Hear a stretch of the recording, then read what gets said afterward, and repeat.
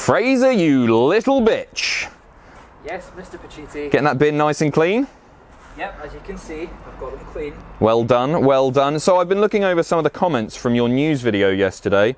Some good feedback. Fraser looks like the definition of the leader of a chess club at school. That's quite funny, I did have a club at school. Fire this kid. Right. Keep that in mind. Can a person be any more basic? Fraser is nothing more than a B-Tech Kenny McIntosh.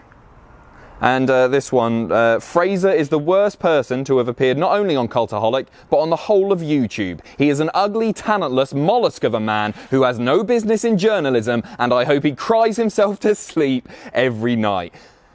That's just mean. It is mean. Don't worry about them, we've got a news video to do. Come on!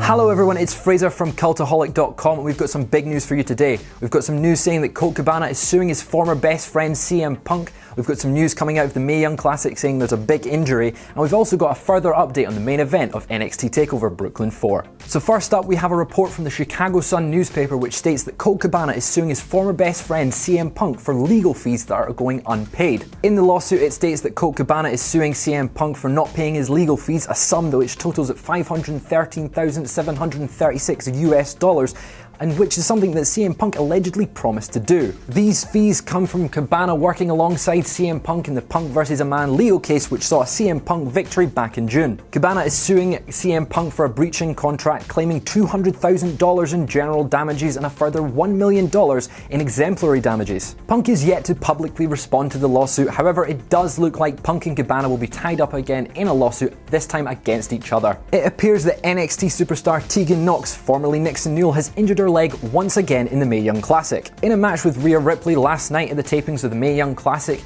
Tegan Nox allegedly did a dive to the outside and injuring her leg in the process. The ref threw up the X and the match was called to a stop. Later on in the night, Triple H came out to address the crowd, stating that the injury was more severe than they previously thought, and it looks like Tegan Nox has broken her leg, which just sucks because last year she missed out on the Mae Young Classic with an ACL injury, and this time she's out again with a broken leg. Everyone here at Cultaholic wishes Nox a speedy recovery, and we hope to see her back in the ring soon. So yesterday we reported that Aleister Black would no longer be able to compete at the main event of NXT TakeOver Brooklyn after sustaining a groin injury. But shortly after we reported on the subject, WWE released a statement saying that it will be Tommaso Ciampa versus Johnny Gargano in a last man standing match next Saturday night in Brooklyn. This stipulation was heavily rumoured for their match at NXT TakeOver Chicago, however it was scrapped due to being reserved for AJ Styles versus Shinsuke Nakamura instead. I for one am incredibly excited to see what these two can do in the ring with a last man standing stipulation. However, like I did say yesterday, it's a bit sad we won't see Aleister Black add a new dynamic to the mix. And that's all the news we have for you today. You can follow me on Twitter here.